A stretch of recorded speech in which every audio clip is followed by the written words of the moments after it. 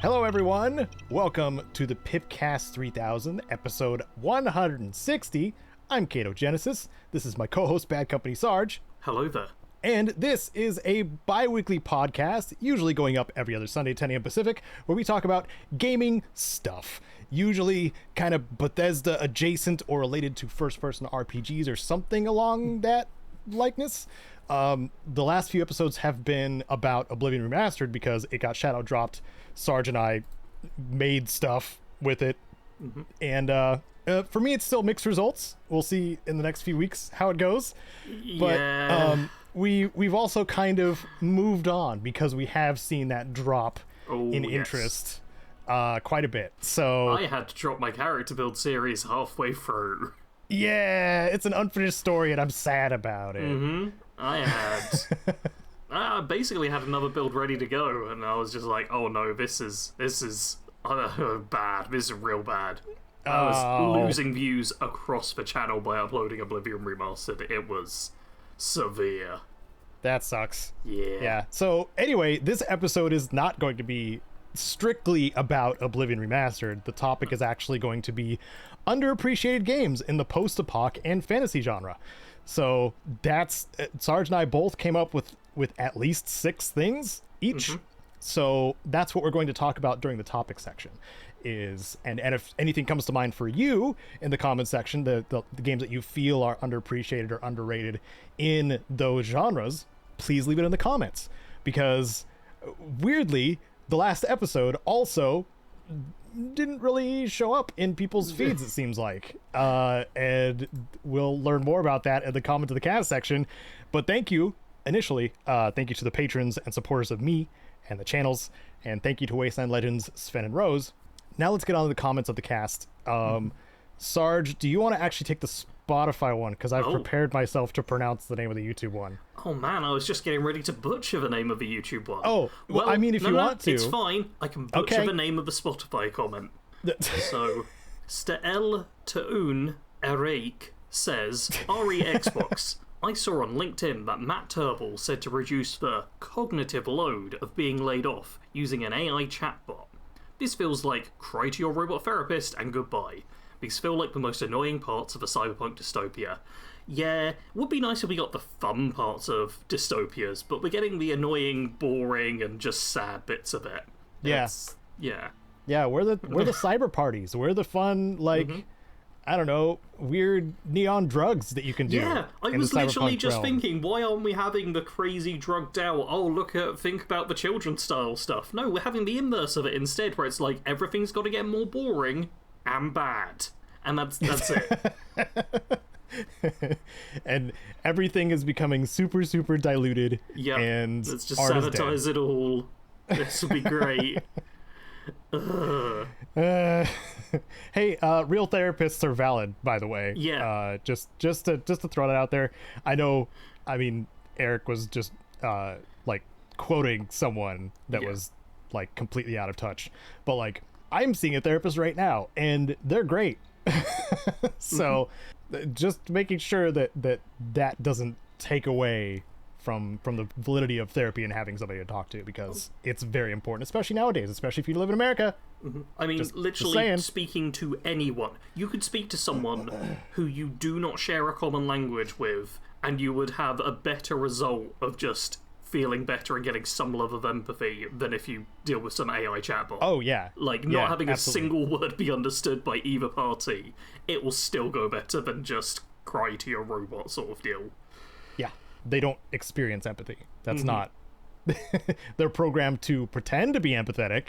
Yeah. But it's not empathy. So honestly, your best situation in that is you get one of the ones where it's actually minimum wage, foreign country labour, where they've just got the cheapest workers possible to pretend to be an AI chatbot. That would be your best chance in that situation. Yeah. and even so, there might be, I don't know, there might be something underhanded on one side or another, like these guys are forced to work in garbage conditions, or somebody is trying to scam you. It's the best case scenario is tough. Still absolutely terrible. Yeah, find a therapist. is the moral of the story, I guess. Because, man, we need help. Anyway, the YouTube comment, I'm sorry to make it so dark. The YouTube comment was from Tomas Uribe Gomez. Sorry, I can't roll my R's. I'm white as white bread. It said, "What the hell? I didn't get a recommendation of this video. That's sad." On the last episode, which sucks. It seems like whatever was going on with either the metadata, the search engine optimization that I chose, the title I chose, whatever, or just YouTube just throwing this new channel away because it's not making the big bucks and big views, and it's not monetized, that it's not showing up for other people. So if you do see or hear this podcast, I don't know how much it actually helps, but if you hit that notification bell thing, and hit the everything or all announcement or personalized, whatever the most filled in bell icon button. is. There's all button. unsubscribe, none, personalize, and all. If you click all, we do only upload once every 2 weeks, so this isn't like my Bad Company gaming channel. I do not recommend people to hit the all button on that, because I upload like every other day almost, and that's a lot. But this one, once every 2 weeks, it'll let you know. Yeah, it's not like the music labels that I subscribe to, where they just drop like full albums of music and it just fills up my feed. It's not that.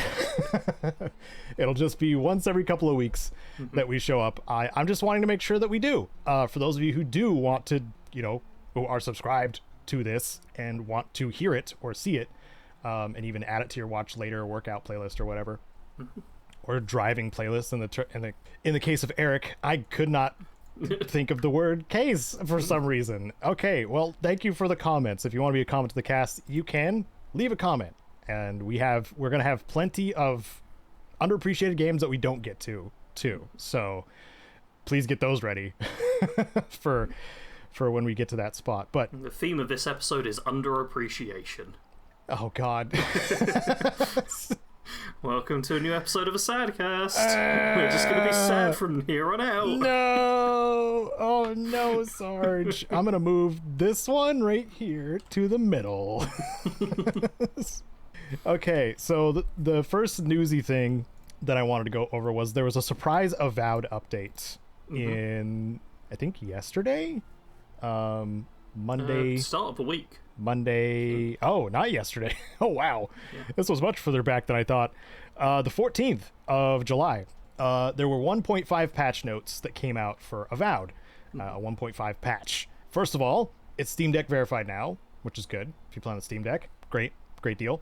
But also, there's new Ranger and Fighter abilities. I didn't have a chance to jump in and try them, but it seems like they're really trying to balance out the like sheer range of things that you can do with magic versus the things you can do with the other like more martial classes or builds. It was very much a case of the wizard tree was flashy with lots of spells, and the ranger and fighter were more just practical more than anything. A lot more passives and only a handful of actual like usable abilities. Yeah. Whereas now we've got a bunch of stuff, like almost everything that's been added here, I can visually picture it in some way. Like one of them, barbaric smashes deal a massive blow to your enemy. I'm like, oh, okay, they're going with the big thing. There's shadow step where you like teleport essentially. There's a lot of visual stuff that goes into this, where I feel like that was a driving force for these new abilities. Yeah, shadow step is what the dwarf companion had, I believe. Because that's something he would do. He would appear behind the enemy, stab them, and then disappear again, which was really Marcus? cool. Is that his name? Man, that's gonna bug me. Uh-oh. We're clearly not in that headspace, are we? It's been a while. It has been a while since we've played. Yeah. It's Marius. Close enough. There we go. It's like Close I'm almost there. The tired dad character, the tired dad at Disneyland character. I heard that comparison somewhere, and I'm like, that fits him to a T. He's a guide. He knows the wilderness, but he's just tired. Yeah. And I love him for it. So anyway, there was also more new unique items added. Yay! Yay! My current information is now incorrect. It's fine, because you can keep making Avowed videos now, Caedo. This is why I prepared to not continue making Avowed videos, because I knew this was going to happen again, as per what I experienced in Cyberpunk. But albeit a lot more quickly, because this game didn't come out broken and buggy and dumb. Yeah. Cyberpunk had another update this week as well. It sure did. They added some new cars.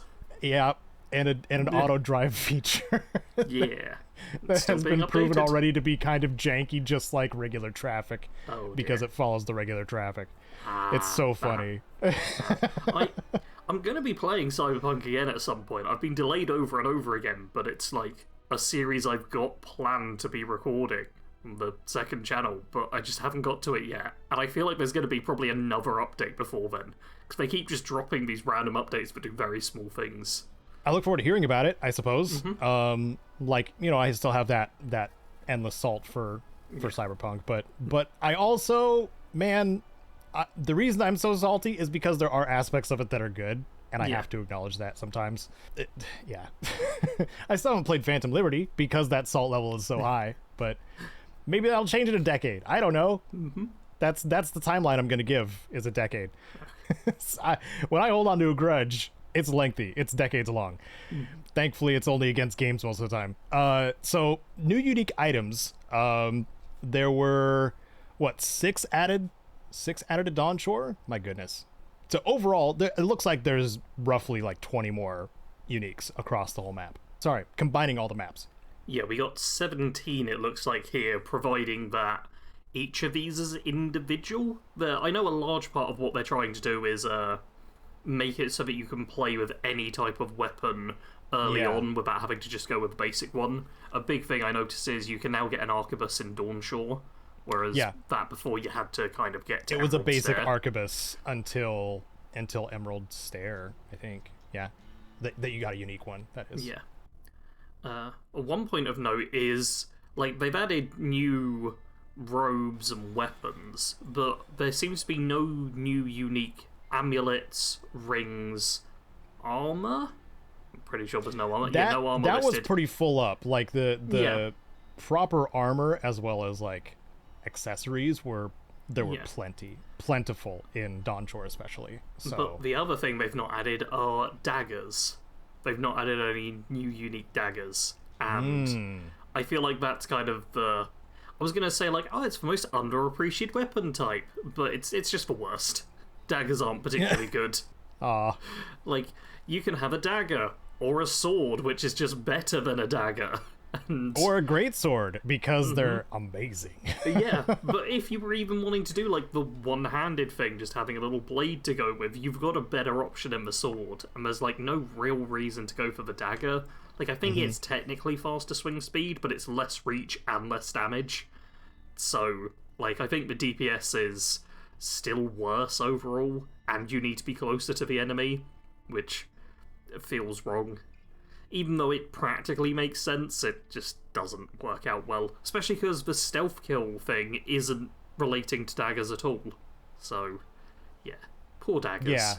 Yeah. It doesn't require a weapon at all because of your godlike powers. I mean, weirdly, I'm going to give props to Skyrim here, because I think they nailed making daggers good by making it so that you get a perk which makes them the best stealth weapon, and also having like a unique item which doubles their damage. Oh, they also just start as the best stealth weapon because they make no noise innately compared to every other weapon.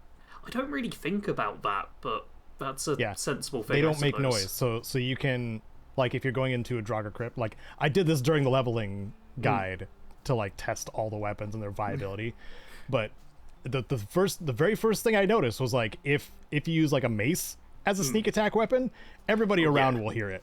Yeah. But if you use a dagger, you insta-kill the dude in front of you, nobody else notices. So, like, it's, Draugr crypt, especially if you find, like, a sleeping Draugr, stab with the dagger. The other ones don't wake up. You just assassinate all the Draugr with a dagger. It's great. Yeah, it is. But so that is to say, I agree with you. Because I'm pretty sure that that they want you to be kind of in the thick of it. They want you to get like a first blood with a sneak attack, and then a fight breaks off kind of regardless. That's very much unless how you have works. Unless you have the shadow steppy kind of abilities that rogues use. At which case it disengages you for a short time and then puts you back in the fight. So I don't know, pros and cons for either, I suppose. Like if you want to be super stealthy, it's very difficult in Avowed, but it's also because the combat is so much more fun and impactful when you're in the thick of it. Like I really hope that several different developers look at Avowed for how to do RPG combat. Because I feel like there's a bit of a problem at the moment where a lot of people think that FromSoft and their combat is like the only way to make it interesting and feel good and stuff. But Avowed shows you that you don't need to go full Souls-like in order to make a good melee-based combat system for an RPG. Yeah. And to segue a little bit, they are tweaking like the enemy combat AI as well. Getting them to use player abilities too. Like Taunt and Blizzard and Tanglefoot. Being able to tangle the player, ooh, that's gonna be fun. I do really like the idea of this, because I think enemies, one complaint I often saw was like, oh, it's all repetitive, the combat's always the same, but throwing in a bunch of different player abilities is suddenly going to make it a lot more interesting. I mean, that was done with Oblivion Remastered, actually. I don't know if... I mean, the original Oblivion did that too, where, like, if you're fighting much higher level enemies, they unlock the same milestones you do with their combat. So, like, if they have a chance to knock down or a chance to paralyze with certain moves, like arrow shots or whatever, they will. So, like, yeah, it's that. And I like it. It keeps you on your toes. There's a lot of, like, highlight kind of stuff with fixes. There's a bunch of fixes and patches and balance little changes. Bug things they've done. Like, nothing too interesting for the rest of it, but just your standard, hey, stuff works a bit better, which is always good to see. Yeah. Full patch notes linked in the description if you want to have a look at it. Ooh, they also have a banner for the Outer Worlds too. Weird. A banner for the Outer Worlds too? Interesting. I don't see this. Oh, it's right at the top. Man, Yeah, I was just scrolled to a point where it perfectly looked like there was nothing above. Yes, they do have a banner telling you about the Outer Worlds too. You want to get the Moonman statue? Over something. I don't. You want to get the Art of Outer Worlds too? Anna has actually redone my whole background of my computer, but I no longer have a webcam attached or anything, so no one's ever going to see it. Ah. Like, yeah, Anna's convinced I'm going back to streaming at some point, but not anytime soon, I guess. I think we've talked about Avowed enough. Let's talk about a studio that is not Obsidian, but is also suffering after a success. Yep. Not suffering from success, suffering after success. There's not a song about this one, I don't think. Anyway, bad joke. Virtuos is reportedly laying off 300 people, some of which include Oblivion Remastered people who worked on Oblivion Remastered, because Virtuos is in charge of a lot of the remasters that are being made nowadays and helping out various other studios as a third party, and we've seen results of like their good work. I mean, the Oblivion Remaster is good. I mean, we've also talked about Cyberpunk, which they're working on. Which, yes, Cyberpunk, as well as I just lost it. Where did it go? Yeah, they're working on Metal Gear Solid Delta, which is the Metal Gear Solid 3 remake or remaster. That one I'm still, salty. Speaking of Forever Salt, I'm still salty about just Konami in general. So I'm not gonna play that game legit because it has the Konami name on it. But anyway, back to the sad thing is another provable example of, even if a game succeeds, people are still on the chopping block, are still getting screwed out of their jobs after they make something that people like. It is that the general public is receiving positively. Mm-hmm. I feel like it is such a demoralizing time to be working in game design in any aspect, because it feels like it's 50-50 if you'll keep your job at any given time. Just like it feels like such random cuts. These are not like standard business layoffs where it's like, oh, okay, we've taken a look at your specific performance and you've been underperforming for a long time, we've had meetings about it, you've not caught up, so we're letting you go. That's like a normal layoff which you expect in a business. These studios are constantly just like, yeah, we need to get rid of like multiple hundreds or thousands of people all at once. And it's just a real cleaver job of just get rid of all these people. The people generally deciding who gets laid off and stuff aren't even those working with these individuals. It's just, yeah, we don't need them anymore. Chop. Yep. Just executives making cuts on their, their thousands of pawns that they have. Yeah. They're not even people, unfortunately. Can't get your fifth yacht if you don't fire 100 people. So what are you gonna do? Hands are basically tied. Yeah, pretty much. So we got the PR speak. Sarge found the PR speak Virtuos Games announcement of the official this cut. statement. The official statement. It's very much, what you would expect coming from an organization. Oh yeah, I'm going to read the first line, and that gives you the entire vibe. Virtuos is evolving to meet the changing needs of our partners and the industry. That is how they open the statement that they fired almost 300 people. Mm-hmm. Yeah. So, one sentence that I wanted to point out is hard to get the context of. It says, this includes about 200 roles in Asia and 20 roles in Europe, 70. Including fewer... 70 roles in Europe. 70 roles in Europe. Whoa. Jeez, I just had Am I dyslexic? Including fewer than 10 in France, where the core team working on Oblivion Remastered is located. And I could not figure out whether that 10 in France was part of the core team, or just like all of those 200 roles were part of the core team, or that 70 was part of the core team. I'm pretty sure it is just saying that France is where the core team for Oblivion Remastered is, and we've not got rid of many of them. But it's also worth pointing out that it wasn't just a core team working on it. There were people from all over. So we really don't know how many people who worked on Oblivion Remastered were fired. It seems like they're trying to imply that it's not a lot, but they are being a little bit vague about it. Yeah, which it's like, don't worry. Helpful. If it's a positive spin, it's like, don't worry. There was only 10 people laid off. It's still layoffs though. Like I know I'm fixating on it a little bit, but it's still laying people off after the success of something. That doesn't score them any points by pointing out what fraction of the team was working on Oblivion Remastered. So it feels kind of wild to me, given how often there's bad press on gaming companies for doing these mass layoffs, that they don't just lay people off in not just one big go. They could fire someone new every single day, and to be fair, they still wouldn't meet the numbers. That's why they're doing it, because they're firing hundreds or thousands of people, like I said earlier. Yeah, that's why they don't do it every single day. But the fact is always just one big instant chop. Just always gets it into the news cycle. It's sad. Yeah. I mean, the only other example of that is just one of the bigger names in a development studio quitting either because of burnout, they want to move on to something different, or form their own studio because they don't like how things are being run.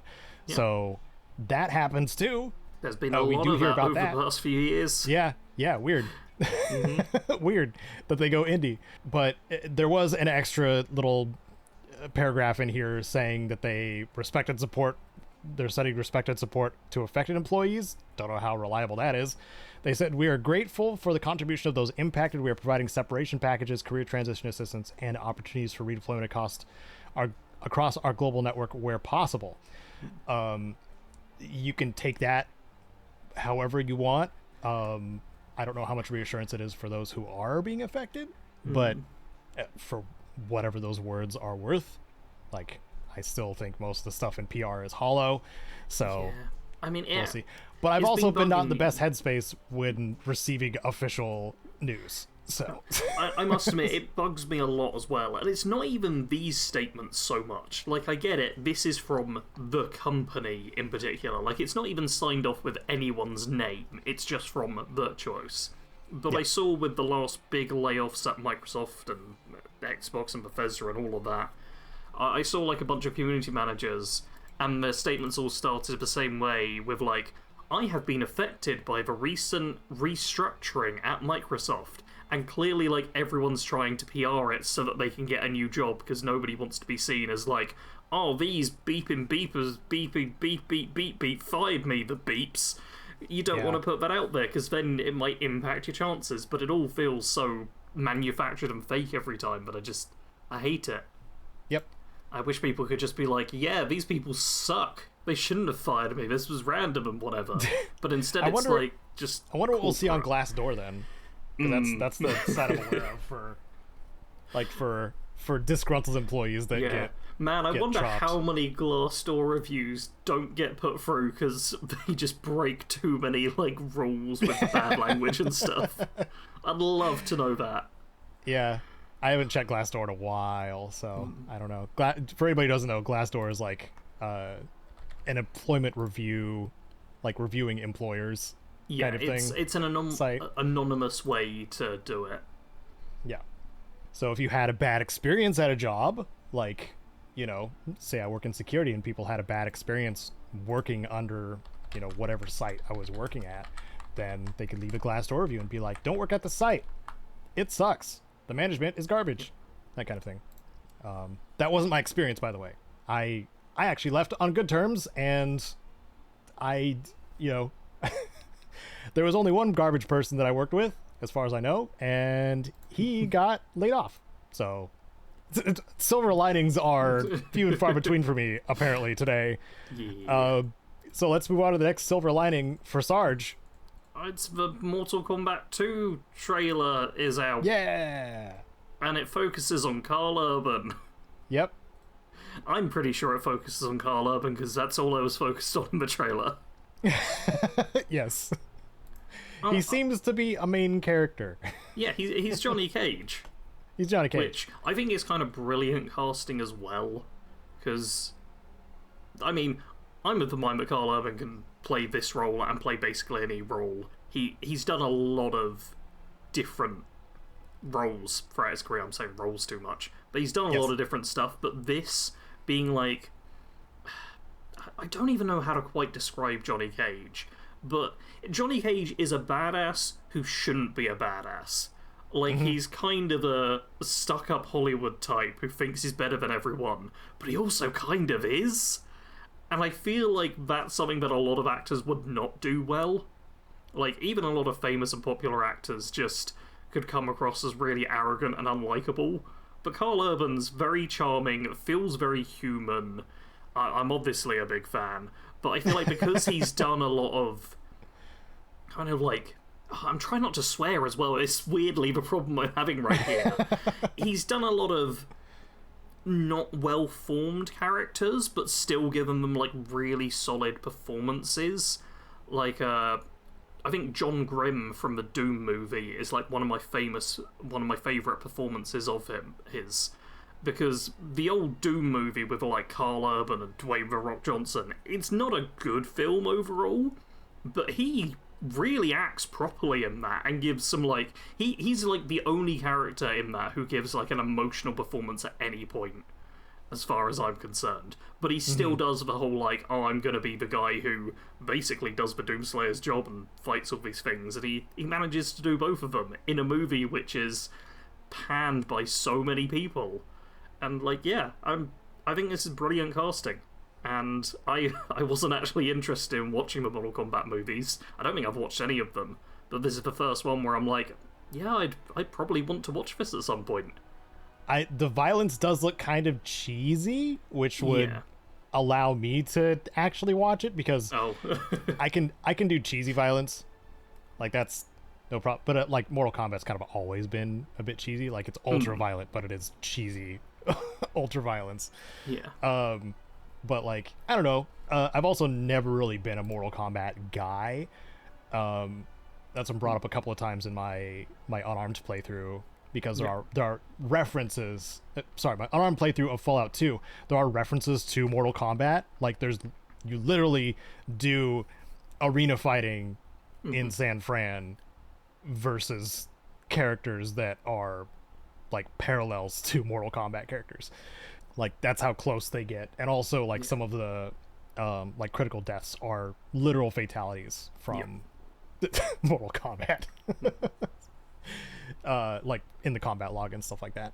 But like even so, like I get, because I'm not really a fighting game guy, that's largely why. But I don't know, if I felt like something crazy and wacky, I might give it a shot. But I also haven't watched John Wick 4 either, which I really want to. No. Not having seen Mortal Kombat 2, I'm going to recommend Mortal Kombat 2 over John Wick 4. Which feels wrong. Anna and I recently, we watched a bunch of the John Wick movies because she's never seen them. I think we saw the first 3, not seen the 4th one with her, but I've seen the 4th one. And they do get progressively worse, as far as I'm concerned. Like, the fourth one has some cool fight scenes, and it's got some pretty shots to it.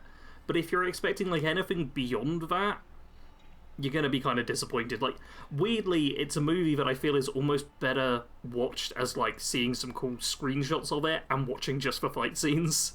Like, the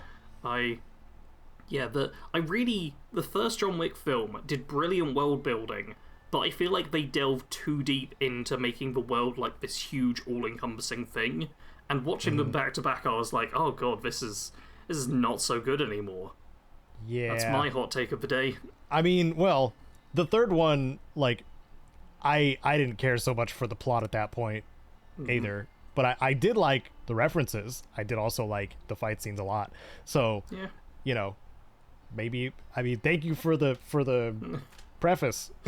Because I mean, if you are going into it just expecting, like, oh, I just want to see some cool fight scenes, then that's fine. Yeah. I just like seeing Keanu be a badass, really, most of the time. Yeah. So, anyway, we drifted off from Mortal Kombat. We did. And that was my fault entirely. Yeah, Mortal Kombat 2 featuring Karl Urban as Johnny Cage. That's the end of the news section. Ending on a high note with Mortal Kombat. Now we're on to the topic, Sarge. The topic? Which is, to remind everyone, underappreciated games in the Post Apoc or fantasy genre, ? So maybe I would like you to start, because I talk about games a lot that I like. Maybe a little too much sometimes. Okay.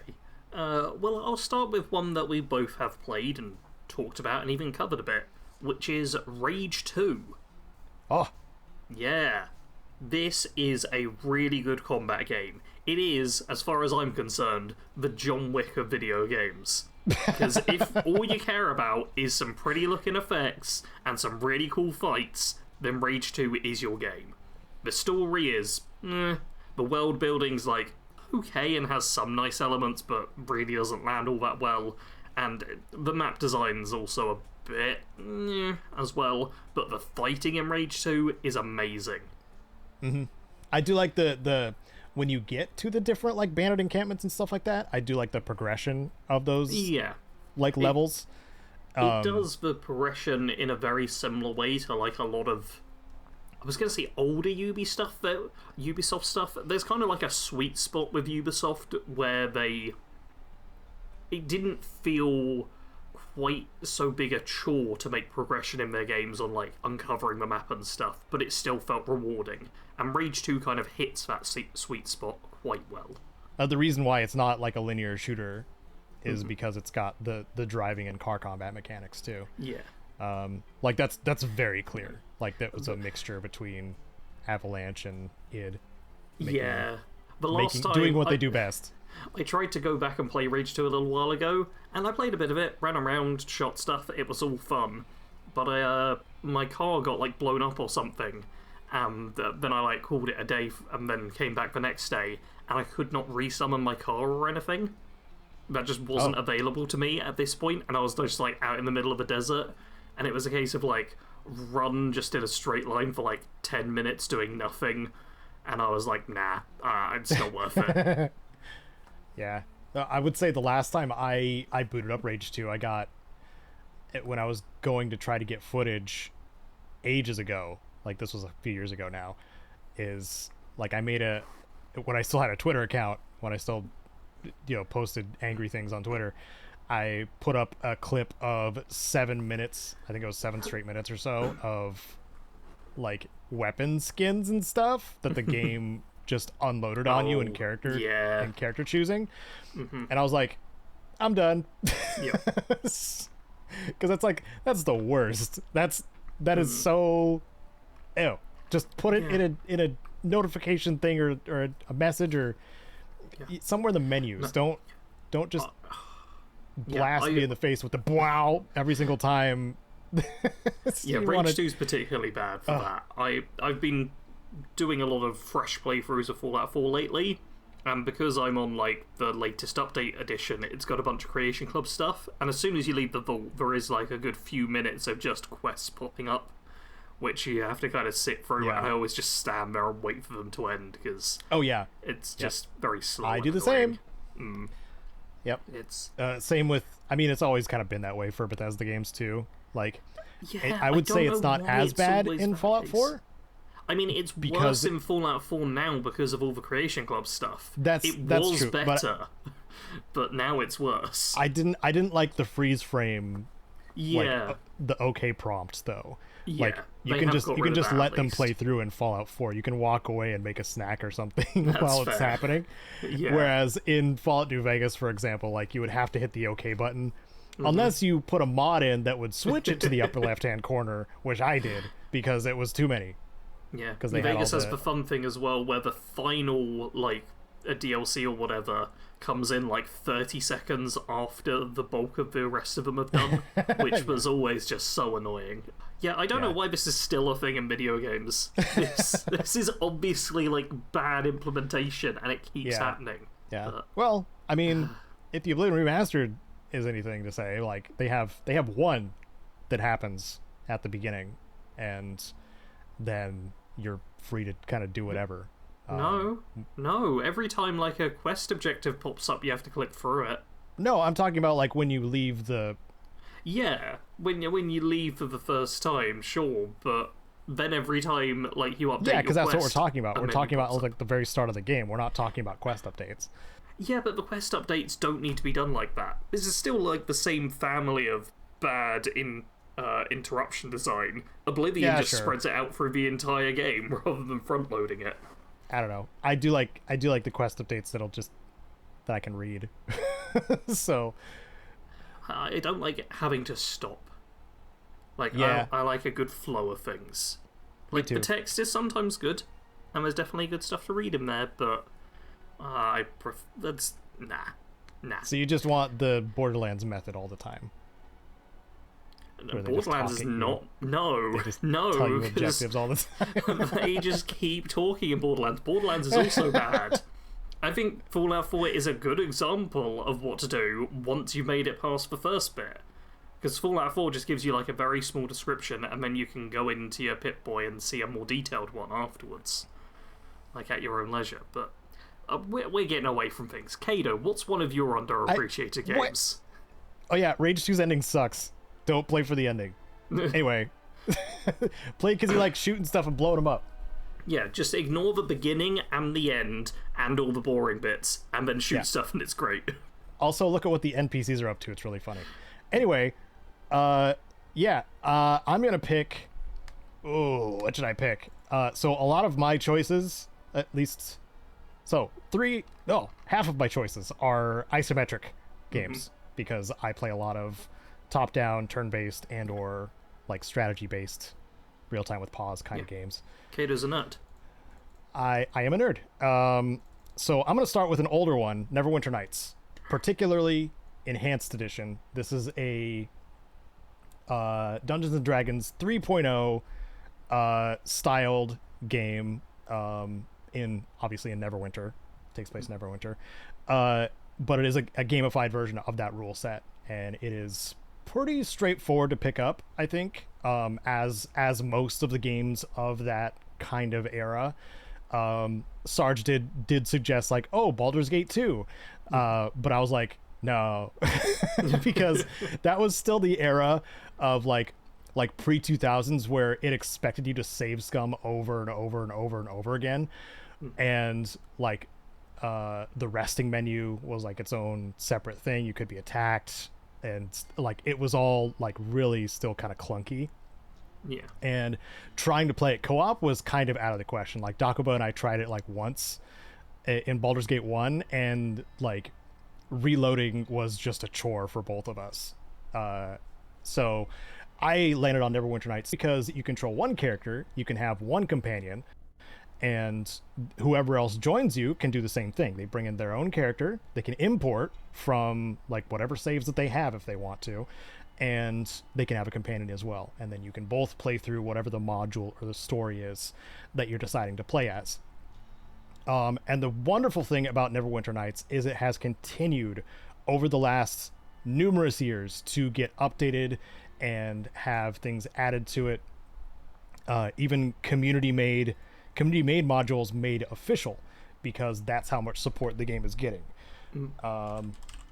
I found out that recently too, the Wailing Death was the original storyline of Neverwinter Nights, where the city of Neverwinter is being plagued by a plague, and you have to find out, what caused it, and also find a cure for it by finding some like water Davian creatures, the MacGuffin of the story.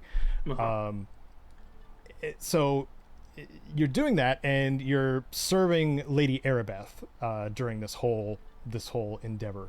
And the cool part is that you reach the end of the story. It has a nice beginning, middle, and end to it. But very recently, they added a sequel to that storyline. Very recently, like May, I think. Okay. Something like that. Anyway, Doom of Icewind Dale, I think, is the... Just trying to show the amount of support and care that is going into keeping this game alive when we were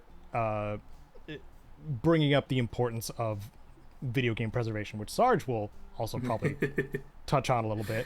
Beamdog is doing an amazing job at making sure these games stay alive. And it's not just Neverwinter Nights, it's Baldur's Gate, Baldur's Gate 2, Planescape Torment. Those games are essentially being kept alive by both the community, which is very much allowed to be in there working in the trenches with Beamdog to make sure that they make it a better experience year after year. So just something that's really cool to keep in mind. And if you are familiar with Dungeons and Dragons, if you like the setting of Neverwinter, and you can get past slightly blocky graphics, it's very good. I cannot recommend it enough, especially for co-op. Co-op is so easy to set up in this game. Jump in, jump out. It's really that easy. So that's the one I wanted to bring up. Yeah. As a go-to, especially if you want more after playing Baldur's Gate 3 and you're okay with slightly more dated graphics. Yeah. So onward to yours, Sarge. Yeah, I feel like you've set me up for Sky Shine's Bedlam. Which is a really, really cool, like, post-apocalyptic video game where you're traveling around, like, this apocalypse trying to... I can't remember even where you were trying to reach, but you're trying to make it from one side of the map to the other. North to south, pretty much. Yeah. Each time you get, like, encounters, which are a very square grid kind of tactical, use different moves, use different abilities, kill all the raiders and mutants and stuff. It's just it was a brilliant game. Absolutely amazing. Lots of fun. Really felt like a good post-apocalyptic vibe. Very good turn-based game. Roguelike as well, which I know are quite popular with a lot of people. Like, oh, yeah. Just, yeah. Really, really quite good. Like, a lot of fun. So, nothing negative to say about it, right? That's just, yeah, good stuff. We can move on, right? Should I read my review? Go ahead. Not recommended. Oh, first I'll read my old review. Oh my god, can we make this bigger? Thanks, Steam. Old review. This game kicks your butt around the wastes and doesn't hold your hand like the Wasteland should. Needs some variety when it comes to gameplay, yeah, but it can still be enjoyed if you like the abuse. Once getting the hang of unit rolls in combat, utilizing equalizers and weaponry, and making sure to check points of interest, I've thoroughly enjoyed it so far and intend to spend several more hours on this enjoyable time sink. I want to say the devs sent me a code for this game. Oh, okay. I want to say that they did originally, but it's been radio silence completely since then, because my new review says, don't buy this. This game is completely abandoned and barely functions at current. Heck, even Skyshine themselves dropped off the map. I hopped back in a couple months ago for a quick run, and the game was constantly locking up. Could be something to do with not liking newer operating systems, drivers, or dual monitors, or something else. I have no idea. What I do know is that it's unplayable in this state.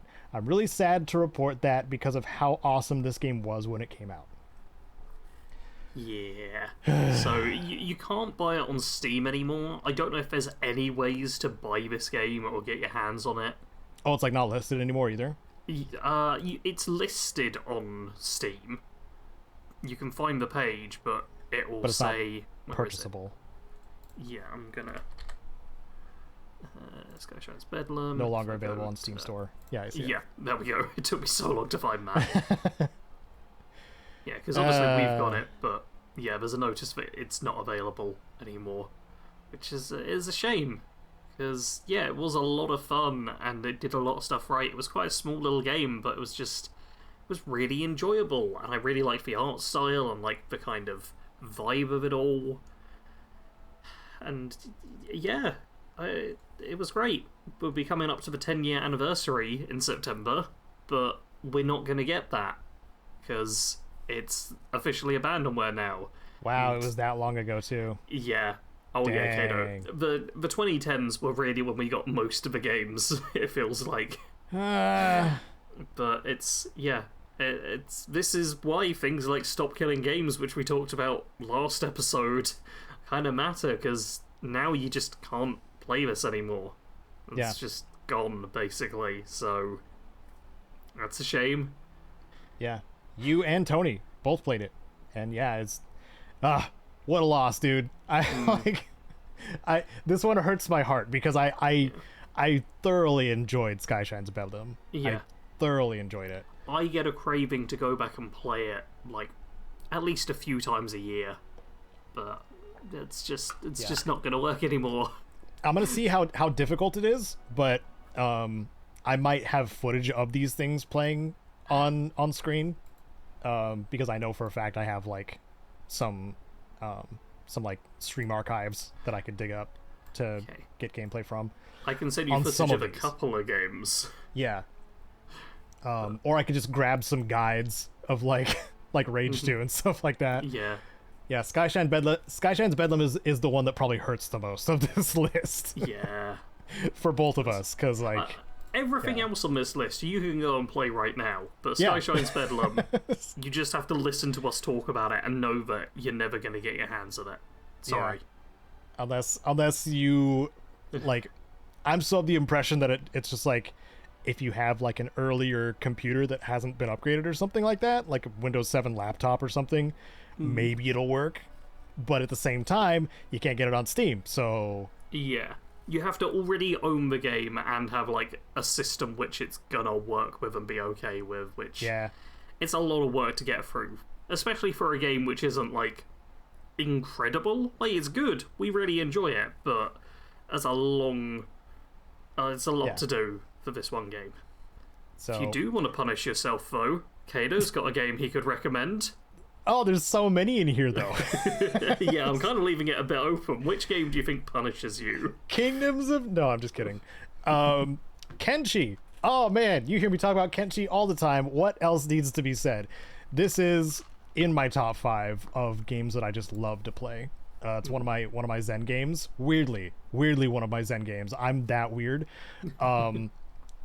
This is kind of what you would consider close to an everything game, where Kenshi is a brutal wasteland. You start as a survivor or a group of survivors, with a background of your choice, very much open to like Steam Workshop kind of stuff, lots of modding capabilities. But you're in this wasteland that doesn't give a crap about you, and you have to kind of make your own story as things go along. So it doesn't really have any narrative to follow per se. The narrative is your survival, and that in itself is enough to like, you know, want to see what kinds of things you can do to make the whole thing interesting, because all the NPCs and the people in the cities and the guards and stuff like that are reactive to your existence, either by attacking you outright or issuing bag checks if it's like a big city and stuff like that, or like just not allowing you entry and arresting you outright for looking like a vagrant. Or you find individuals and factions of varying degrees, and some of them deal in drugs, some of them deal in slaves, some of them just keep slaves because they think they are lesser. Some have different types of trade that they do. Some of them make their living as nomads with different animals that they end up selling to the larger cities for like pack animals and stuff like that. There are fishermen. Unfortunately, there's no fishing in the game. That would be its whole other system. It doesn't really need it. But there's factions for all of these different things, revolving around these different things, interacting with each other. There's upwards of like 50 factions in the game. Like, you can pretty much do whatever you want. The Shinobi Thieves are a common one. Like, you can join them for 10,000 cats, which is the money. It's a lot of money, but then you gain access to the Shinobi Thieves like training towers, where they have like training dummies and stuff like that. You can train up your skills. It's got a skill building system, kind of like you would expect in Morrowind, Oblivion, Elder Scrolls kind of stuff. Like, it allows you to do all kinds of things, but also kicks you in the face as you're doing it a lot of the time. And the struggle is a lot of fun. You can also become a bionic person. You could get, if you get your limbs chopped off, which is definitely possible, especially when you fight something drastically more powerful than you with a blade of some kind. Like, you can get your limbs chopped off, and then you can replace it with a superior prosthesis if you want. Like, have I explained it well enough? I think people get the vibe. And most of our listeners have heard you talk about this game a lot in the past. You can encounter cannibals, you can go into a coma and then get eaten alive. It's fun. Yeah. I'll be honest, at this point I think people are either bought into Kenshi or just, like me, probably never going to play it. Oh, and you can make your own city. I forgot about that part. Oh, well, now I'm going to play it. Awesome. You don't have to be on your own the whole time. You literally make a huge squad and build your own city up, but it will get attacked by bandits, so you got to defend it too. Yeah.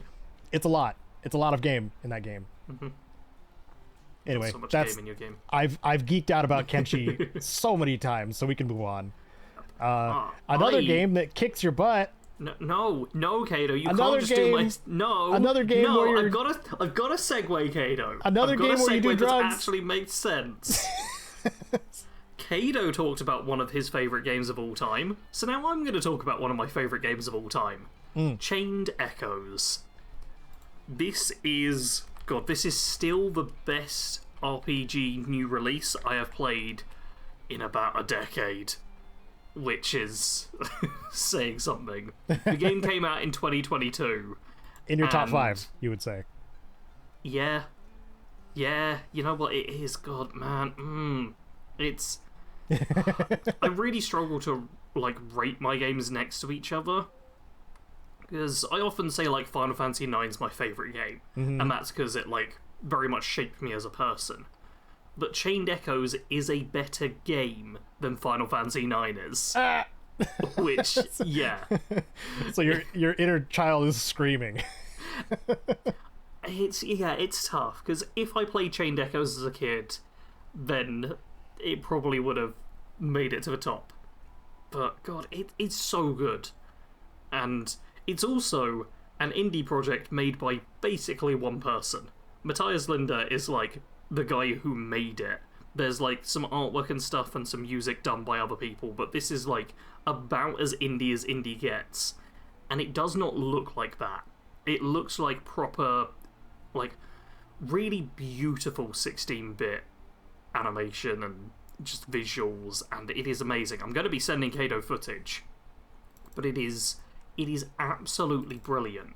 And while it's technically a fantasy game, it also has some light post-apocalyptic elements, because there's apocalypses that basically happen as you're playing the game, and a lot of sci-fi stuff, because as well as just being like the whole swords and things, you also have, there's a character who wields a gun, and you have sky armor, which are basically these flying mechs you start the game in almost. So it really does the mix of fantasy and sci-fi in a brilliant way.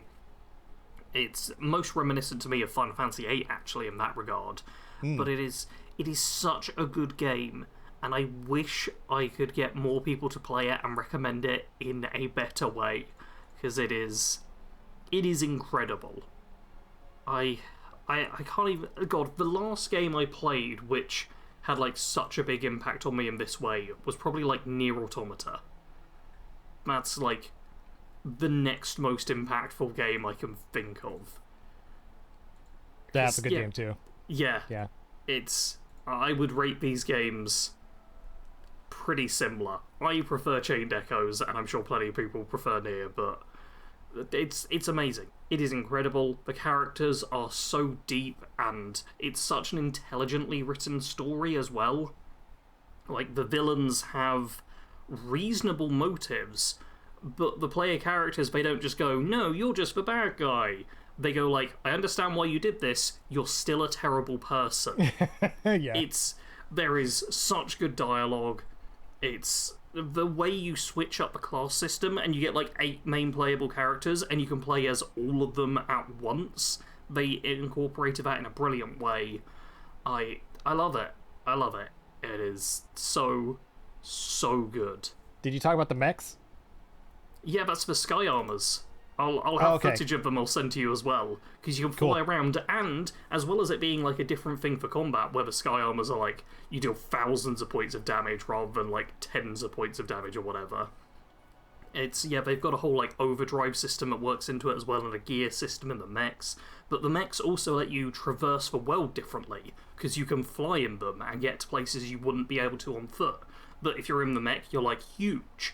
So sometimes you have to get out of the mech and walk around on foot so you can like get to different locations. And yeah, it's so good.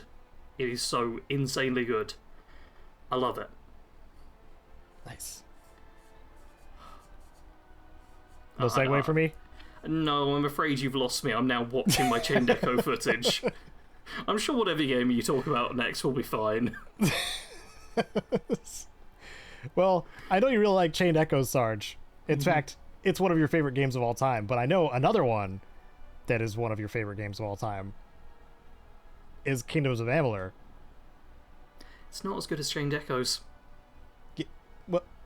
Yeah, that's how good Chained Echoes is. Kingdoms of Amalur is amazing. So I'm going to be positive now. I've closed my footage I was watching. Let's talk about Kingdoms of Amalur. That was such a mean cutoff. I'm sorry. I feel I'm bullied. not putting Kingdoms of Amalur down. I'm just pointing out how good Chained Echoes is. Kingdoms of Amalur is like probably in the top 10 RPGs I've played. Like maybe it's a bit under. It's definitely in top 20.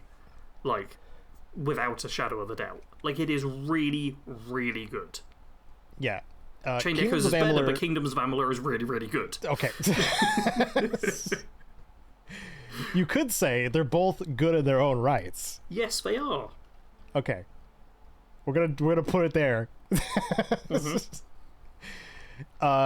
And Kingdoms of Amalur got a resurrection in the form of Kingdoms of Amalur Re-Reckoning, which received, fair results and wasn't overshadowed.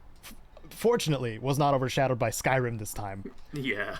Because that's what gave it difficulties the first time it released, was because there was another fantasy game that was releasing around the same time, and it just so happened to be one of the biggest fantasy games of all time. Yep. So Kingdoms of Amalur was also a different vibe. Yeah.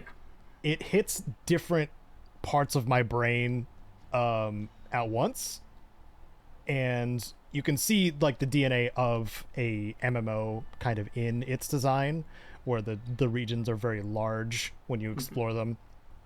The enemies are separated out enough to set up for like exploration versus like encountering enemies and stuff like that. But the thing that makes Kingdoms of Amalur so special is the combat system and the character building system of that game.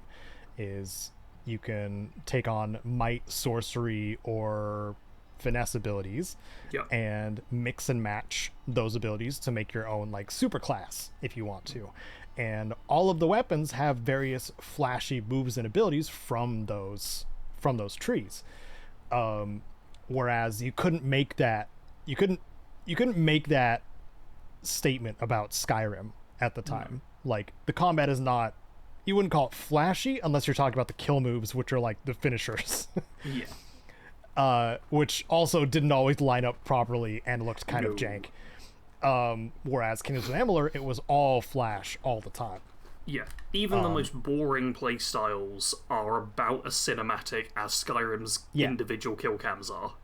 Yeah, including its finishers, which Kingdoms of Amalur also had, which was when you go into fate mode. What's it called? Reckoning mode. Reckoning mode. You fill that's up the the word. fate meter, you go into reckoning mode. Yeah. Okay, yeah. And Sorry. then you get fancy cinematic kills. You also get fancy cinematic kills if you play a stealth character and get stealth kills. Yes. And their stealth kills are better than Skyrim's. Get wrecked, Skyrim. So it also used a lot of European mythology, I want to say, like, was it Northern European mythology? Yeah, I'd say maybe Northeast Europe, like loosely Scandinavian. Like, it's not just taking that stuff, but it feels like there's a lot of the inspiration from there. You get like trolls and boggarts and that sort of thing. Yeah, and fae and what are the big snake ladies? Are they Lenshe? I can't remember how to pronounce them. Botan? Nope, that's something else different. There was some Norse stuff thrown in there too, because there were the Jotuns. You get I can't pronounce anything now. Oh, jeez. But anyway, the point is, Kingdoms of Amalur got a new lease on life, and also when THQ Nordic got the IP, they actually went the extra mile to make the Fatesworn expansion, which was a brand new expansion that was promised when it came out, or sometime after it came out. It came out like a year afterwards or something like that. Yeah, and it was okay. It was a continuation of being a Fatesworn, being somebody who has no fate, can retool fate on their whims. Like, that was the whole kind of basis of your character in the whole game, is like everybody has a predetermined fate, but for some reason yours was broken. The whole adventure is based on like figuring out why that happened and what is causing it. And another faction has arisen that can do the same thing, or that wants to do the same thing. So yeah, that stuff is kind of cool. And there's a lot of world there. They had some like really well-known writers and composers working on the game too. Like, that's probably why, was it Rhode Island went bankrupt? having this game made, or not Rhode Island, whoever worked on it, they went bankrupt basically, making this game. But it's good.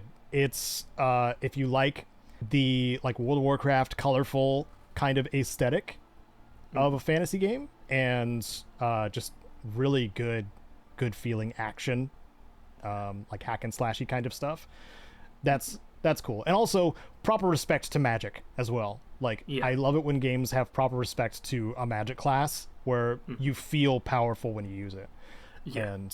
And dropping a meteor on someone does feel pretty powerful. I just gotta say that.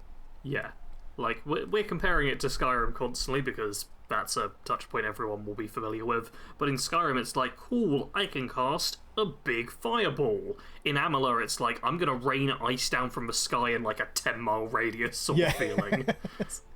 And Skyrim was a bummer too, because like the master moves had a wind up to them. Yeah. And if you didn't have become ethereal, you could just get interrupted. Yeah, technically, a bunch of Amala magic moves do also have a wind-up to them, but the wind-up is not only shorter, but it's a lot easier to kind of get yourself in a position where you can use them. Yeah, because the enemies don't just to mitigate straight line towards you and stuff. Yeah, you can get like shields and these orbs which circulate around you and hit enemies, which can give you a bit of extra time, and the whole dodging mechanic, which I really hope Bethesda throws a dodge mechanic of some kind into Elder Scrolls 6. Yeah, this game had parrying. Yeah. When Skyrim came out, this game had parrying too. You can parry, you can roll, you can dodge, you can teleport, obviously. Yeah. You can teleport backstab people if you go like finesse sorcery. Like, it is incredible. The combat is still better than most RPGs today. Yeah. Yeah. So we've both geeked about Kings of Amalur quite a bit. Yeah. I think. If you're not sold on it, then let's move on. You're wrong. Yep. Okay. Man, I got some real boring ones now. You know what, let's talk about Far Cry New Dawn. I'm allowed to insult that. It's a big Ubisoft game. People know about it. It is one of the best Far Cry games. Top 5 of all time in Far Cry game standards. I'll say that. And it's a continuation of Far Cry 5. If you just kind of want a big open world where you can blow stuff up and kind of dig the post-apocalyptic but still bright and vibrant vibes, then Far Cry New Dawn is great. It's not got the best story, it's not got the most interesting characters. All that stuff is passable though. The reason to play it is very much because it's fun to just go in the world, shoot things, level up your skills and stuff, do different challenges, and just have a good time with it all. It's a very fun game. I think I called that one a colorful wasteland playground. Yep. In the Games for Fallout fans I did. Mm-hmm. It's quite similar to Rage 2 in some aspects, but where Rage 2 is like hyper-focused on the combat and that's the best thing, Far Cry's a bit blander technically in the combat. It's very standard FPS stuff, but there's just a lot to do, a lot of different stuff out and about, and the characters and story and stuff are still interesting enough. And it's not Rage 2. Yeah, Far Cry New Dawn rewards you for being stealthy. Yeah, Rage 2 doesn't do throwing knives. No, but Far Cry New Dawn does, and it gives you animal companions, which are always fun. Yes. True story. Just a solid game. And I don't think we need to talk much about it more than that, honestly. All right. What do you got next, Caedo? Oh, man. We're talking about solid games. I'm going to go with Prey. Solid. This is the 2017 Prey by Arcane. This was received mixed because it used an IP name that was kind of left on the shelf, kind of thing. A lot of people, and that got mixed up with the actual reviews and like people viewing it. Hey, it is a positive. It's a good Arcane game, but it had that baggage of, you know, being a reused title of something, of an IP that already existed, and which completely different, right? Like, it's completely different. Yeah, it's completely different. Imagine if there was a Kingdoms of Amalur game called like Kingdoms of Amalur, but it was an FPS shooter. Yeah, it's just like, oh, okay. Even if it's good, this just feels weird and slightly wrong. Yeah, it doesn't help that it's a single word name. It also doesn't help that, you know, the original was called that, but it still kind of represents how you feel when you play the game.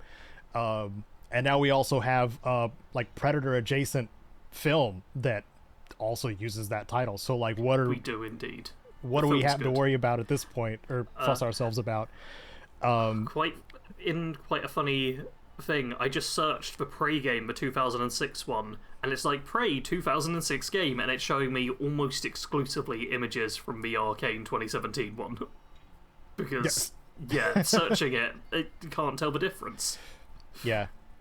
So I myself spent a lot of time on this. This is a first-person sim, or first-person immersive sim, first and foremost. Arcane has proven themselves that they are very good at doing that kind of thing, where you always have kind of multiple avenues to navigate the levels that they create. This level is a giant space station that is infested by alien creatures, largely that can mimic things like coffee cups and stuff like that, which makes it a whole lot of fun trying to find out like what thing is being mimicked and like shooting everything in a room. Like that's always kind of fun and hilarious. Integrating different equipment and weaponry to navigate on your own, like the glue gun. The glue gun was like kind of groundbreaking when it got introduced by the trailers, where it's like, oh, it can extinguish fires, it can like block pipes that are shooting out various chemicals and stuff like that, or you can use it as making step ladders. It's like up the wall if you can't, like if the lift is down or something like that, you can just step up the wall to get to it. Like I hate using the term playground again, but the space station does feel like a playground that you're also being hunted in. So there is a lot of that. And then there is making the reason why the ship is infested with a typhon, which is the alien kind of organism that has broken free inside of the space station, is because the typhon were being used to make neuromods, which are something that people would use in this universe to improve their abilities in one way or another. Like, oh, I want to be able to play the piano, but I don't have the time to learn. Boom, neuromod, I know how to play the piano, like one of the best composers out there. Like that kind of thing. That's what the neuromod's practical use was. All the world building shows you those things. It's a fun dystopia. Yeah, it's a fun dystopia.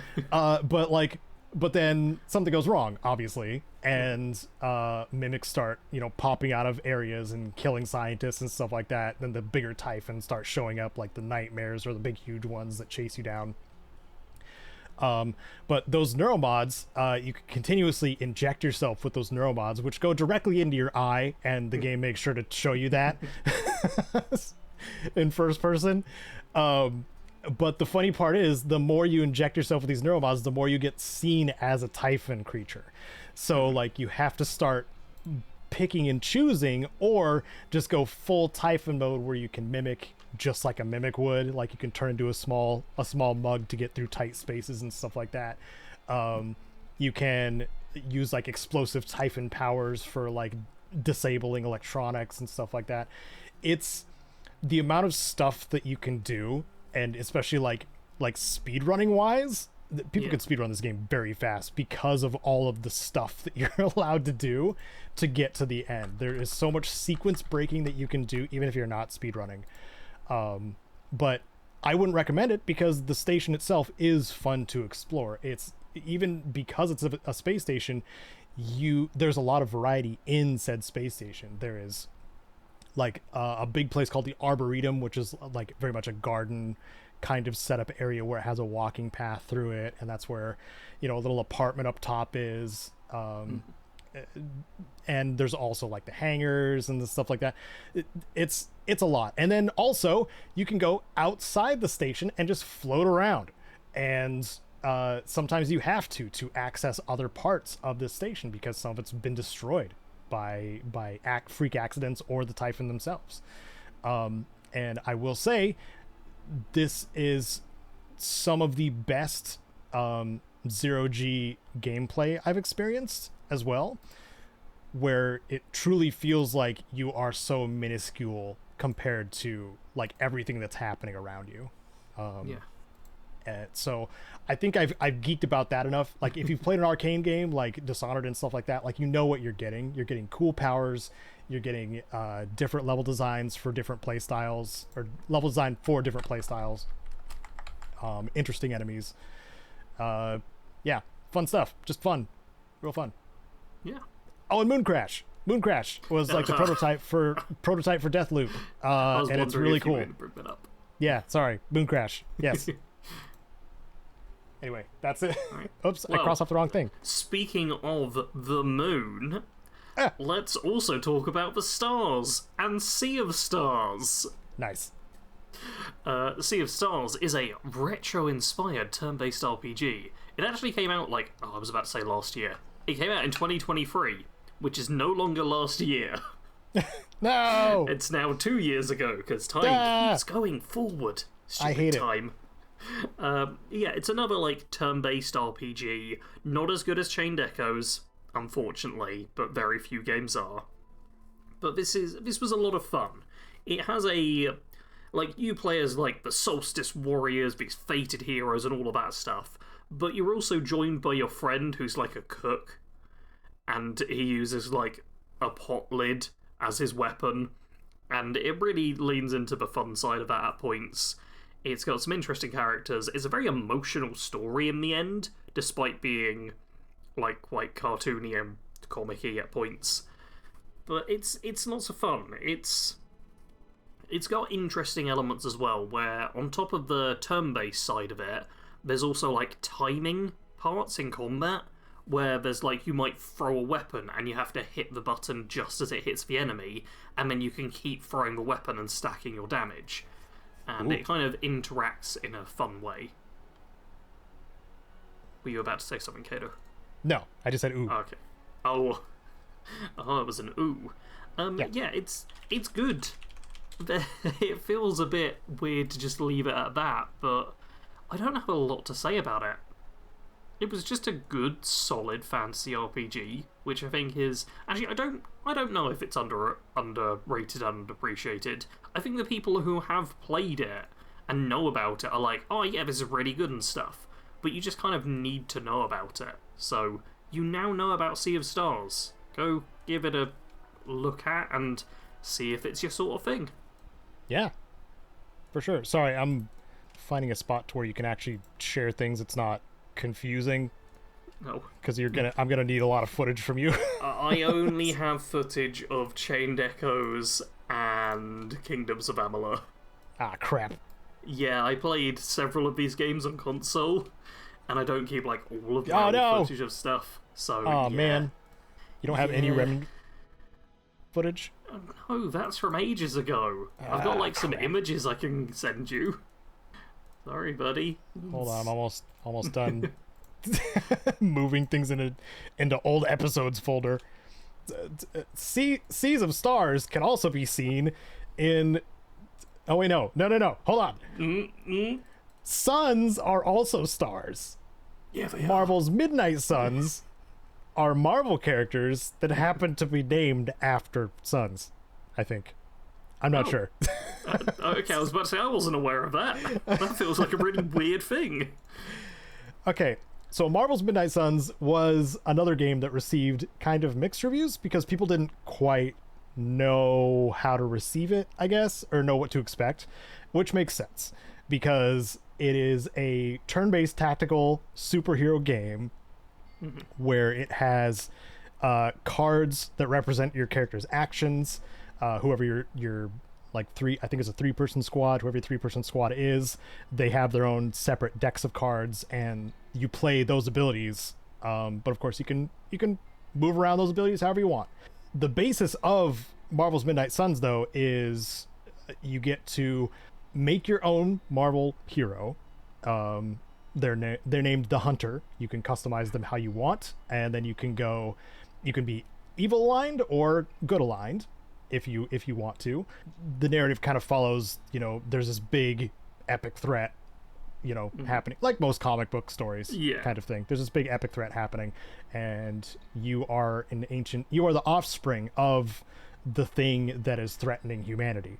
So you are the best possible way to take this threat out, and that is kind of the basis of you creating your character and stuff like that, and then being introduced to other characters that are more well known. The Caretaker is I think she's an established character, but she was one who cared for the Scarlet Witch and also has connections with, oh my god, I cannot think of Marvel characters right now. Iron Man, Doctor Strange, Magic, lots of comic book and Marvel superhero universe things. Okay. but you're all staying at this abbey, which is a completely explorable area where you can like not just go into combat and have these people squad up with you. You can raise relationship levels with them. You can hang out with them. You can do all kinds of things. I compare it to like crew time in Mass Effect. Like you have your missions that you go out on with them, but you also have your time in the ship when you're getting to know them better and stuff like that. So if you like a game that's got some pretty satisfying like combos and strategy stuff that you can do, as well as that, you know, crew interaction, some caveat to say though too is that sometimes the exploration part, like unlocking different areas around the abbey, takes a bit long, which could rub people the wrong way. And also the characters are very much that kind of bombastic comic book version of themselves. not what you would necessarily expect from like the grounded like MCU kind of stuff of the characters. They're more heightened as they say. Oh, Blade is another one. Blade's like one of the mentors there, and there's only so many games you get to play as Blade, and he's freaking awesome. So imagine having a squad with Blade, Venom, and Spider-Man. You can do that in Midnight Suns. So or Blade, Deadpool, and Spider-Man, you can do that too. So just something to keep in mind. This is a kind of adjacent to the post-apoc and fantasy genre. Like it gets kind of closer to sci-fi, but because this is an ancient threat and you are revived, I feel like it kind of fit into kind of in between those things a little bit better. And also I just want to shout out the last thing that Jake Solomon directed for, because Jake Solomon was the man who directed the Firaxis XCOM games, that like really good Firaxis XCOM 1 or XCOM Enemy Unknown and XCOM 2 War of the Chosen. Enemy known and we figured it out, over guys. Earth. The last game was about figuring out who the enemy is, and now we know who they are. Yep, we figured it out. It's bad. Speaking of dystopia, that I wanted to shout that one out because it did not get enough love, and that was the note that Jake Solomon took to move on to different things. And I haven't caught up on what he's doing now, but I hope it's good and fulfilling for him. Yeah. I could tell, like, when I played Midnight Suns, it was a labor of love. So, and also if you like the Critical Role people, there's some Critical Role voices in there too. If you choose male hunter, you literally voices Matt Mercer. So, and magic is Laura Bailey. I'm sure there's some other ones in there, but yeah. Anyway, speaking of world-ending threats and stuff, my final game is Remnant from the Ashes, which has a world-ending threat of weird creatures. I do realise that I basically remember none of the story and stuff. This is not a story-first game. This is isn't the combat kind of cool, and it... weirdly, I am going to compare it. It's almost like Souls-like with guns. It's really quite brutal. It's a fair comparison, yeah. Yeah.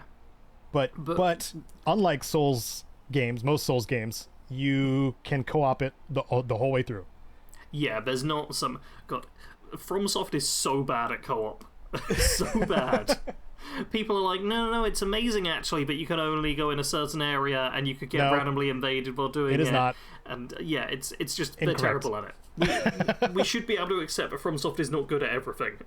Like, Elden Ring Night Rain is now their best co-op game, but that's because they made it as a co-op game, not as a single-player game, and then, like, what if we threw in the most confusing co-op elements possible, and also build covenants and all of these hidden items which you can only get if you go into other people's games and kill them, like, 20 times. Just nonsense. This is one that Caedo and I played through together, and if I describe something as Souls-like, but Caedo still plays it, then you know it hits a certain sweet spot. Yes. Because it is technically post-apoc. It's got that gritty art style that I like. It's kind of weird, and it's also got like a procedural level generation thing along with it, where the world's each time you start a game or a campaign, the world positioning kind of changes and some of the enemies change and stuff like that too. it's cool how it works. It's got like a bit of a roguelike thing to it as well. Yeah, I know. The reason I'm kind of putting it here is just because the combat felt very satisfying. Yeah. Like, the guns in particular, they feel like they've got real weight and punch and impact to them. Like, every time you fire a bullet, it feels like you're firing a bullet. It's one of the best games for gun feel as far as I'm concerned. Mm-hmm. It also has a sequel, which I have not played, but Caedo says is good. Yes. Yeah, that's probably the footage I'll be using, actually, because I'm not going to install Remnant from the Ashes just to get footage. I mean, I could send you some screenshots, but that's like it. Yeah. I got very pretty pictures of it. You'll be seeing Remnant 2, which is, in my opinion, because I played both, a much better game because it's the sequel, and that's how sequels should work. So, and I didn't get super mad at the boss, and also had somebody to play it through with again, which was really nice because Nelsar carried a lot of those boss fights for me sometimes, and I appreciate that man so much. Alright, Caedo, what is the final game that will then lead us into what we've been playing quite nicely as well? Yeah, I saved Death Stranding for last because this is what I described a few hours ago, actually, as my Zen game, one of my Zen games. I know it's weird for some people to hear Caedo say, oh, it's a game with like weird ghosts that scream at you and like you're just transporting packages and falling over a lot. What is wrong with you? Well, here's the thing. There's a certain part of my brain that really likes getting S ranks when I deliver something that somebody has been seeking to their doorstep undamaged, completely intact, and then they look at me and they're just like, oh man, I can't believe you brought me these, life-saving drugs from my grandpa. I really appreciate it. Here's an S rank. And I'm like, oh god, oh, my brain feels so good. So that's largely what the loop is like for me, but then you can up the scale as you get, more like further into the story, which it can hit different depending on who you are. It's a Kojima game. The story gets weird really quick and almost immediately, actually. But the core gameplay loop is there to, both drive the plot and also just give you that good feeling when you do the trek and you're just like, oh, this is something I can do, continuously, and then carve paths for other players and stuff like that, because that's a system that this game has as well. It's like the asynchronous multiplayer thing, like something that Dark Souls did with the messages, but accelerated up to like, oh, you can build structures for other players to help them out, kind of thing. So, that kind of stuff on top of like the biggest things that you can make are like, you can construct the roads. There's like pre-placed positions where there's road constructors, and you have to bring a whole bunch of metals and ceramics to make those roads. But once you do, man, the likes just keep coming in. Likes are experience in the game, by the way. Like I said, it's a weird game. You have a weird fetus baby on your chest the whole time that detects these scary BT ghosts. So navigating, of course, the BT areas are, stressful to begin with because you don't really know how to deal with them. But, it's got some good feeling progression in it too, where you get tools and different, strategies unlocked to deal with certain things throughout the game. And those are immediately linked to the people that you're helping. They're like, oh, thanks for delivering this thing. Here's an exoskeleton level 3. It's the maximum level exoskeleton you can use. In fact, not only makes you faster, but it also has minimal battery drain, so you can sprint forever. Enjoy. So like that kind of stuff just all kind of feels great. And also making a perfect zipline network across the mountain also feels good. So what you're saying are fetch quests are actually good? Fetch quests are actually good when the gameplay revolving around that fetch quest is all very tightly designed. Which it is. Like, everything is designed with intent in Death Stranding. And if the long cutscenes for the beginning are a little too boring for you, I have good news about Death Stranding 2. The cutscenes are much shorter. So, like, only a half hour? 3/4 of an hour? What are we talking about here? I've been clocking a lot of them at like 5 minutes. No. Yeah. I refuse to believe Kojima worked out that videos can be shorter than 10 minutes. It's nuts how short cutscene, how much control was held onto, and like the most impactful longer cutscenes are actually really fun to watch, which is even wilder to me, because it's just like the one that was like 7 to 8 minutes or something like that was a reveal for one of the characters just kicking every robot's ass on screen, and I'm just like, oh, this is so cool. So yeah, it's a game that's not for everybody. I'm obviously a super fanboy of the stuff that Kojima makes. So, you know, Death Stranding is like the natural progression for this Metal Gear Solid fan, obviously. And other, well, we'll get into that later.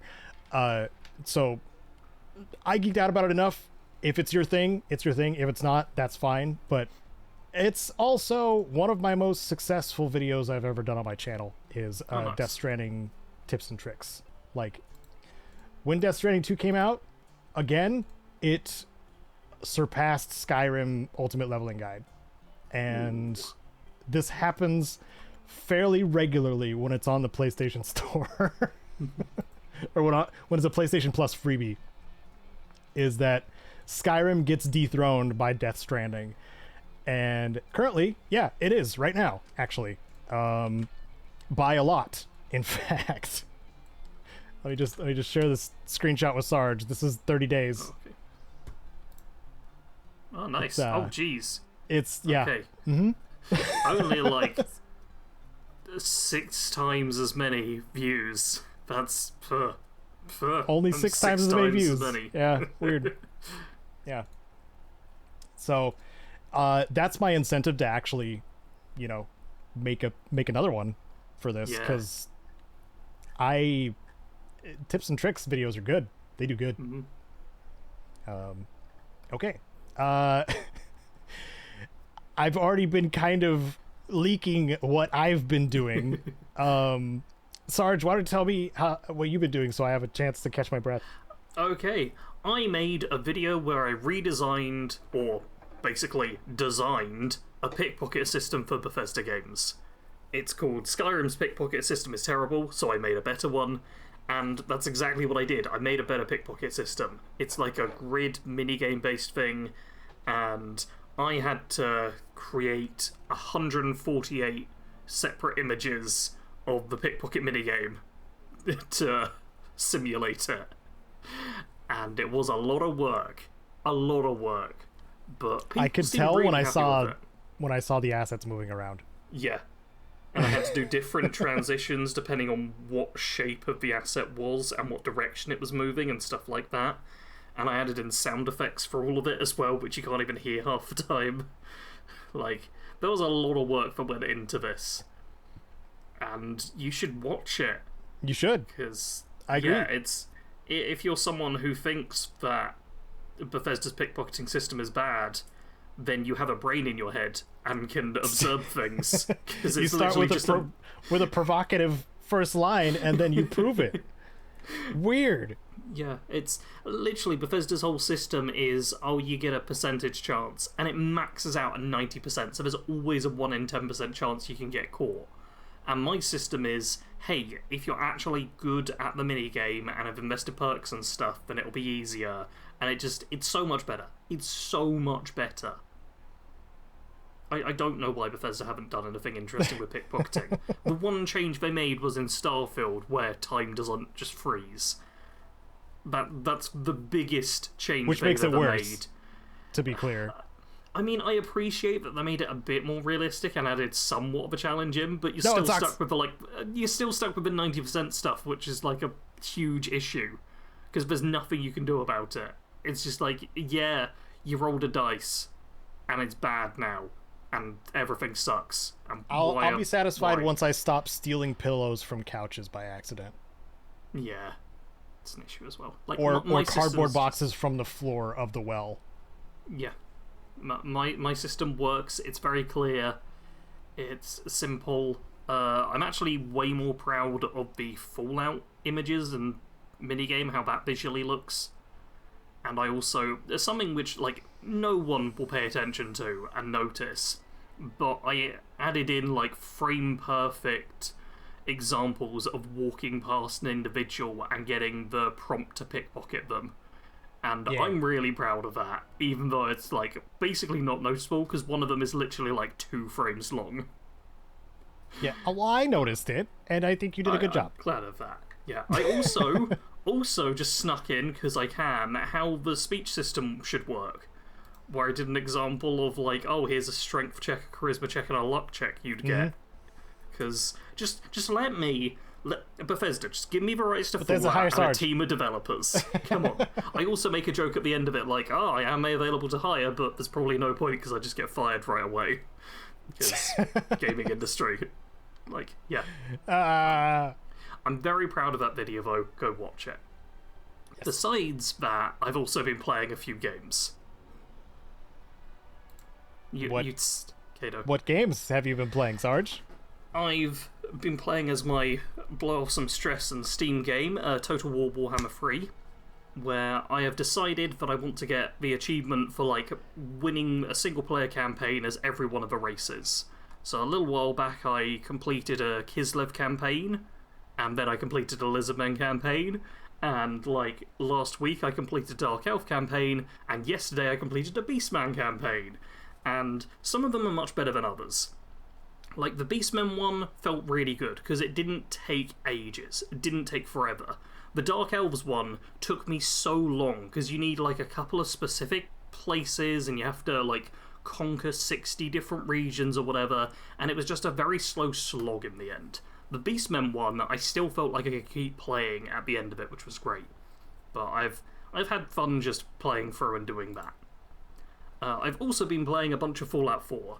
If you're subscribed to Bad Company Gaming, my Challenge Run channel, then you'll see that I've been doing Special Survival, which is a survival mode playthrough of Fallout 4 where I can only use one column of perks. The one I've been doing so far is Strength, so I can only invest in Strength perks. I've also already pre-recorded the entire Perception series and almost all of the Endurance series. Wow. And I've just been playing a lot of it, obviously. So much Fallout 4, Sarge. So much Fallout 4. It's been very rewarding to play through, though. I can't believe you haven't won the game yet. I have won the game, Caedo. I've definitely won the game. I had someone recently asking for me to do a 100% playthrough of Fallout 4, and I was just like, oh, no. Nope. I know, not only is it basically impossible to do in a single playthrough, but it's also something where by the time I get to, like, episode 30, there's going to be, like, 10 viewers still sticking on. It's got too much of a sheer drop-off to want to... Yeah. Yeah, the nice thing about these series is they tend to be, like, 10 to 15 episodes, which is, like, a real sweet spot of still long enough to feel like an actual journey, but not so long that we dip into single digits at any point. Yeah. And the final game I've been playing is called Inscription, which is a deck-building roguelite sort of game. And the neat thing about it is that you can get up from the table where you're playing this card game. So you get up and you wander around the cabin you've been trapped in and solve little puzzles and stuff, and that's how you find the true ending. Because I have technically beat the person that you're facing against who's locked you up in this cabin. There's very horror vibes to it all. I beat him. I won the card game by taking a knife and popping my eye out, which, as it turns out, was a mistake, and the mistake I made was I needed to do that earlier. Whoops. I'm not going to give any more context to that, but I got my eye out at the wrong time. I should have done it sooner. And that's why I didn't get the true ending on my first go through. But I'm very good at these sorts of games, so I'm probably going to finish it today and get, like, the true ending and everything. But it's very fun. See, the great thing about video games is you can pop your eye out and be fine. Oh yeah, you literally get given a new eye, like, right away. It's no biggie. Yeah. But yeah, I've had some fun with that. It's do give it a Google if you're into deck building games or roguelikes or stuff like that. It's quite interesting. I didn't love it at first. There's a few things like you can't remove cards from your deck very easily, which is something which anyone who plays like trading card games know that you want to be at the minimum number almost all the time, because otherwise you're going to draw cards that aren't optimal. But after a few goes through, I was like, oh, okay, I can kind of make this work. And yeah, it's a lot of fun stuff with it. Caedo, talk. I'm very hot, I'm sorry. Yes, sir, Sarge. I rushed through mine. I'm sweating so much. Okay, well, I'm warming up too, so my guide is done for Oblivion Remastered. I implied that. I may have cut out the part about CPM because nobody gives a crap besides probably Sarge. But the guide the longest guide I've ever done is complete. This thing is 1 hour 36 minutes. It is everything revolving around magic in Oblivion. Hopefully it is set up in a way to where it's easy to navigate, and if you want to dabble in magic or you want to be a full-on super mage, even have my buddy Bad Company Sarge show up for a little bit for giving some tips about builds, because that's his thing. And I am very much intending on it being a slow burner kind of guide, kind of like the Skyrim leveling guide was. I remember that one taking like a month or two to like actually get recognized by the algorithm of something decent. The whole cream rising to the top thing takes like 3 months for whatever reason, because I'm very confident in how this one was made, how much time it took me. Almost the entire time through, I was very confident in my own abilities and also just how it looked by the end. And I feel like I had to be for something that is this long, hopefully something that is of value for years to come. So that was something I finished, and what we postponed one of the previous episodes for me to get done, because it was the biggest project I had ever finished, and something that I know, because of the game it's going over, similar to Skyrim Leveling Guide, is it's going to last a long time too, now that I've done it. Unlike, something I did run Cyberpunk, which didn't at all. Like, all of it's outdated now, pretty much, which made me very sad. But fortunately, this one's done. I can move on to other things. Not exactly sure what those other things are going to be. Maybe The Outer Worlds 2. That's probably coming up soon, right? Yeah, the 29th of October, I want to say. Oh, that's a ways off still, I think. I have to fill in my time with something else. I do have an unfinished Atomfall guide for the manuals. You could throw that together. I'm also figuring out what I'm doing with all that spare time. Yeah. But the main motivator for me to finish this guide was my reward that I was going to give myself was being able to play Death Stranding 2. I didn't fire up the game at all until I finished this video. So the motivation was there almost the entire time. I went a solid like 2.5 weeks of just get up, start working on the guide, go to bed, kind of cycle. I'm not the healthiest person. I'm gonna put that on the table right now. When I work on something, I throw everything else aside. I hyper focus on the one thing I want to do and fix and finish. I also work well under pressure, so having that reward part of my brain being tested with a game that I really wanted to play was helpful. So after the guide came out, yes, I did fire up Death Stranding 2, and I beat it within a week. Nice. And I took my time too. Like, I clocked about 86 to 90 hours. And it's fun. It's good. It's so Metal Gear Solid coded. It's insane at this point. There's a lot less emphasis on being non-lethal and more emphasis on kind of use just whatever you want. Yes. Weapon-wise. And you only get lethal weaponry, like fully lethal weaponry, like late, like 70% into the story. But like even the non-lethal weapons, you would treat them as lethal in like the modern day. Like there's a crazy amount of assault rifles, snipers, like machine guns, like all of them are non-lethal. Yeah, sounds accurate. Running them over repeatedly with a motorcycle or a car doesn't kill them. And we're just talking about dealing with humans, by the way. BTs, yeah, you'll still completely destroy them with, or completely send them to the other side with your, like, blood grenades and stuff like that. Like, it's, yeah, it's more, of that good feeling that I was talking about with Death Stranding. I don't need to go into too much more detail. If you like the first one, you'll probably like the second one, and especially if you like Metal Gear Solid, because there's so many references, so many of that, and just borrowed mechanics too of Metal Gear Solid stuff. During the time of, you know, seeing a therapist and reassessing life kind of stuff too, I was encouraged to do other things with my time, because largely most of my, you know, successful YouTuber life has been largely just revolving around sitting at a computer screen and you know, making videos or consuming videos or playing video games and stuff like that. So I was encouraged to do something a little more, I don't know, analog, I guess.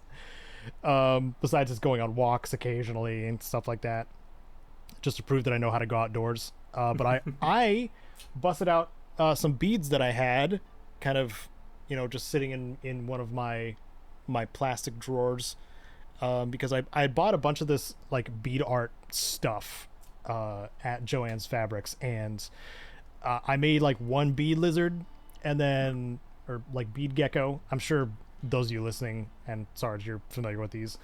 I made one and then didn't touch them for like years. So I busted those back out, started doing little bead art while listening to like a video essay. And so that's one of the things I've been doing that's different from my normal, which is kind of nice too. Yeah, and something I recommend, doing something. Now that I'm doing it, I can preach it, I suppose. Yeah. So I know, Sarge, you do a lot of different stuff besides video making. Yeah, I've recently I wrote up a one-shot D&D but everyone has amnesia game inspired by Oxventure recently for my friends to do. And I really need to message them and tell them that it exists at some point, or else it's never going to get played. So, yeah, different stuff, cool stuff. But I think that's it for what we have going on, right? Yep. Yeah. That is. So, yep. If you all have underappreciated games on your mind for a post-apoc or fantasy genre, maybe dystopian cyberpunky, if you can ride that line, please leave it in the comments below. Talk about it. Sell us on it. Like, we may have already played it, but I want to hear what your favorites are. Things that deserve more airtime. With that, thank you to the supporters again of this channel, of my main channel as well, of what we do, and we hope to see you in the next PIPCAST 3000 every other Sunday 10 a.m. Pacific. Take care of yourself. Say bye, Sarge. Bye, Sarge. Sarge? But I said bye, Sarge. Oh, it didn't even come through my mic. Oh, what? Or my headphones. Oh, Anyway, well, I'm you did now. stopping the recording now. You did it. Okay. Bye.